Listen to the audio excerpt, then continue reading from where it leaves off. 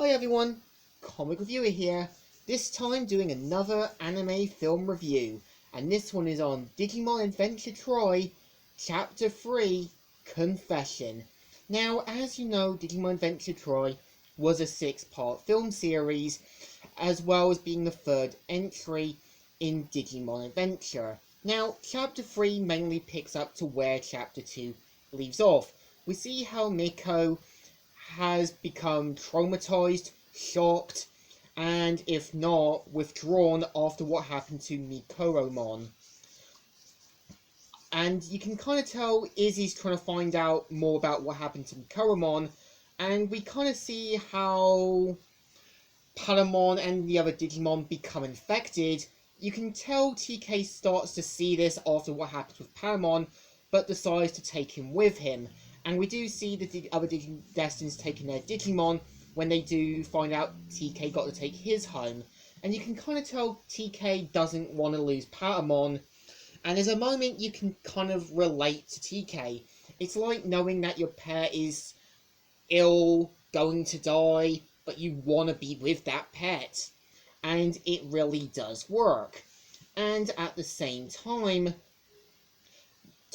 what Chapter 3 does is bring up more truth about Miko, as well as her Digimon Mikoromon, and how Mikoromon has played a key part in the first 2 chapters.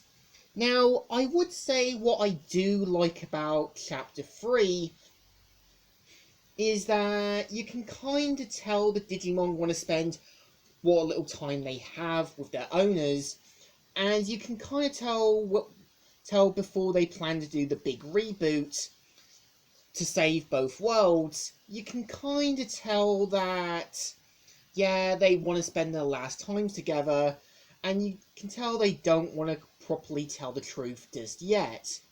Now, I think what I don't like about it is that they don't really bring up what happened to Leomon, and it just seems like they throw Leomon in the refrigerator. Like they just automatically just dropped him after Chapter 2. It would have been nice to have had Matt or Tai sort of mention what happened to Leomon could happen to their Digimon, which really could have been an interesting idea to have used.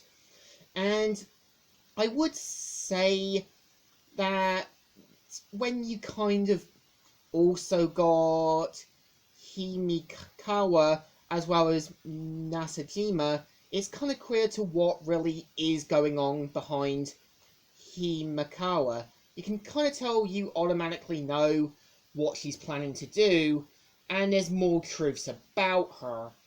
Again, usually when you got the sort of new mental character, you know who it's going to be. And I do feel like when they sort of reveal who the sort of like Ken lookalike is, they really do waste a lot of potential with it. And I would say what I do like more about Chapter 3 is that it's more sort of like if you have an illness, a disease, and you want to spend the last moments with your friends before you go. It really does hit close to home. It's like knowing that your last days of college or school is over, but you still want to make those last days count. And I would say what I do also like, I think what Chapter 3 does well at, we see how some characters sort of deal with the after effects after the big reboot. You can tell they slowly start to feel sad, isolated, and alone, knowing that the Digimon they had throughout season 1 and 2 aren't gonna exactly come back, and you can tell deep down they know they're not gonna be the same Digimon as they were before.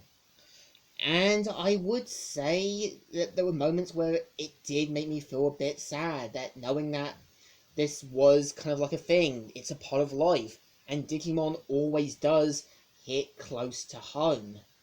So I think by the end of it, Confession did leave a good impact. Despite a few nitpicks, it's kind of obvious to what Mikuramon is, and it's more truth about what's really going on with Himakawa. So in general, I just give this a thumbs up. It's still good, still okay, and still alright. So, Comic Reviewer here, signing out.